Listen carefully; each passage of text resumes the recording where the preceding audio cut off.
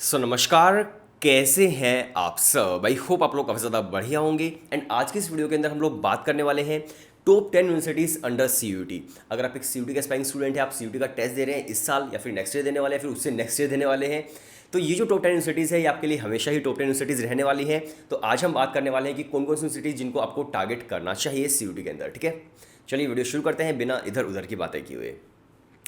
सबसे पहली जो यूनिवर्सिटी आपके लिए रहने वाली है, नंबर 1 आपके लिए जो होने वाली है वो है JNU, यानी कि जवाहरलाल नेहरू यूनिवर्सिटी। अब JNU के बारे में अक्सर कुछ चीज़ें सुनते होंगे न्यूज़ चैनल्स के ऊपर, लेकिन रियलिटी ये है कि भाई JNU जो है पिछले काफ़ी सालों से पूरे इंडिया की NIRF रैंकिंग्स के अंदर टॉप यूनिवर्सिटी बनते हुए आ रही है। और ये मैं नहीं बोल रहा हूँ, ये गवर्नमेंट खुद बोल रही है NIRF की रैंकिंग्स के अंदर, NIRF के डेटा के अंदर। तो अगर आप टारगेट कर रहे हैं भाई, तो आप CUT के अंदर JNU को टारगेट कर सकते हैं, JNU को नंबर 1 यूनिवर्सिटी आप रख सकते हैं। लेकिन यहाँ पर भी एक छोटा सा डिस्क्लेमर है कि जो JNU है बेसिकली वो आपको अंडर ग्रेजुएशन के अंदर सिर्फ और सिर्फ कुछ ही कोर्सेज ऑफर करती है। जैसे कि कुछ आपको फॉरेन लैंग्वेज कोर्सेज करने हैं तो आप फॉरेन लैंग्वेज कोर्सेज वगैरह कर सकते हैं। लेकिन अगर आप कोई नॉर्मल कोर्स करना चाहते हो तो रेयरली ही JNU के अंदर कोई नॉर्मल कोर्स आपको अंडर ग्रेजुएशन में देखने को मिलता है। बट हाँ, पोस्ट ग्रेजुएशन के अंदर आपको ऑलमोस्ट सारे ही कोर्सेज JNU जो ऑफर कर देती है। तो आप एक बार देख लीजिएगा कि अगर आप एक अंडर ग्रेजुएशन में एडमिशन लेने वाले स्टूडेंट हैं तो आपका पर्टिकुलर कोर्स JNU आपको ऑफर करती भी है या फिर नहीं करती है। अगर वो करती है तो डेफिनेटली JNU आपके लिए नंबर 1 यूनिवर्सिटी बन जाएगी। ठीक है, इस बार हम बात करते हैं JNU के बाद। तो JNU के बाद हमारे पास आ जाती है BHU, बनारस हिंदू यूनिवर्सिटी। मैं BHU के अंदर गया भी हूँ। BHU का कैंपस बहुत ही ज़्यादा खूबसूरत है भाई, बनारस के अंदर है, वाराणसी के अंदर है, वो शहर ही बहुत प्यारा है। ठीक है, तो अगर आप टारगेट कर रहे हैं तो भाई आप BHU को टारगेट कर सकते हैं। BHU अंडर ग्रेजुएशन के अंदर आपको ऑलमोस्ट सारे ही कोर्सेज ऑफर कर देता है। तो अगर आप टारगेट करें BHU डेफिनेटली आप कर सकते हैं। और BHU का जो फीस स्ट्रक्चर है वो भी काफ़ी कम है। यूजुअली सभी कोर्सेज का जो फीस स्ट्रक्चर है वो आपको 2000-3000 के आसपास देखने को मिलता है। कुछ रेयर कोर्सेज है, जैसे कि मान लीजिए कोई LLB वगैरह कर रहा है तो उसका फीस स्ट्रक्चर फिर आपको 60,000 के आसपास देखने को मिलता है। बट हाँ, यूजुअली जितने भी आपको देखने को मिलते हैं कोर्सेज उसके अंदर 2-3 हज़ार के आसपास ही फीस स्ट्रक्चर है। इसी साथ साथ जो BHU है वो एशिया की सबसे लार्जेस्ट यूनिवर्सिटी है जो आपको इतने ज़्यादा लार्ज स्केल पर हॉस्टल्स अवेलेबल करवाती है। मान लीजिए 40,000 बच्चे अगर BHU के अंदर पढ़ाई कर रहे हैं तो हॉस्टल्स के अंदर लगभग 20,000 के आसपास सीट्स है। इतनी ज़्यादा सीट्स पूरे एशिया के किसी यूनिवर्सिटी के अंदर नहीं है। तो हॉस्टल्स आपको ईजिली मिल सकते हैं BHU के अंदर, राइट। तो BHU को आप जरूर टारगेट कर सकते हैं। BHU के बाद अगर मैं बात करूं तो फिर आ जाती है दिल्ली यूनिवर्सिटी। दिल्ली यूनिवर्सिटी का नाम किसने नहीं सुना होगा। और अगर मैं लास्ट ईयर के डेटा को देखूं CUT के, तो भाई सबसे ज़्यादा स्टूडेंट्स ने जहां पर अप्लाई किया था वो थी दिल्ली यूनिवर्सिटी। तो अगर आप DU को भी टारगेट कर रहे हैं तो डेफिनेटली आप कर सकते हैं। DU को आप 3rd रैंक पर रख सकते हैं।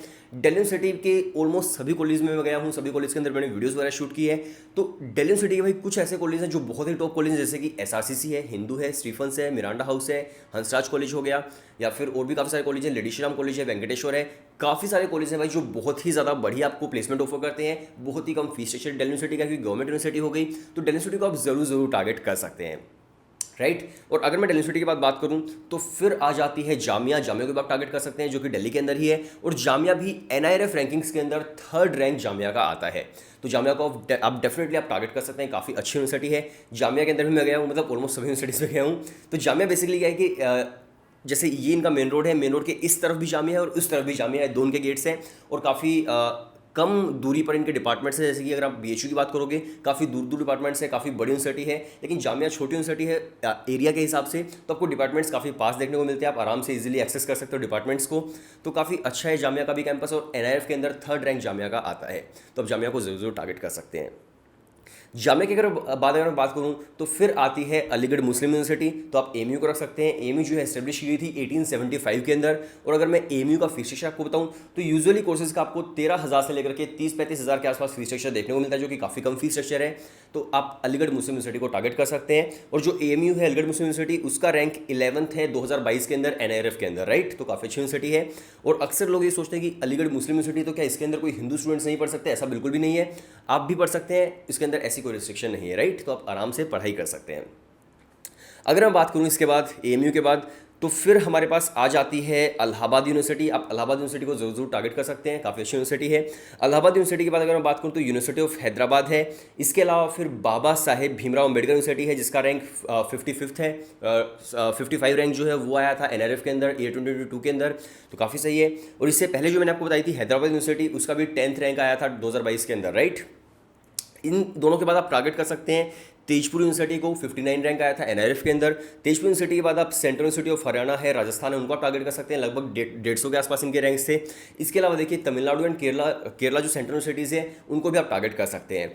तो ये कुछ यूनिवर्सिटीज़ थी जिनको आप टॉप 10 पे रख सकते हैं। वैसे मैंने आपको 12 यूनिवर्सिटीज़ बता दी हैं, तो इनको आप ज़रूर टारगेट कर सकते हैं अगर आप सीयूटी दे रहे हैं तो, ठीक है। सबसे पहले आप टारगेट कीजिएगा कि जो टॉप यूनिवर्सिटीज़ हैं, जेएनयू है, बीएचयू है, डीयू है, इन सभी के अंदर।